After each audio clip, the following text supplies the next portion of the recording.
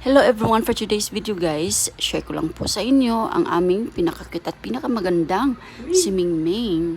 Isa lang po siyang stray cat at kuting baga. Isa lang po siyang kuting na binitbit ng aking panganay dito sa bahay.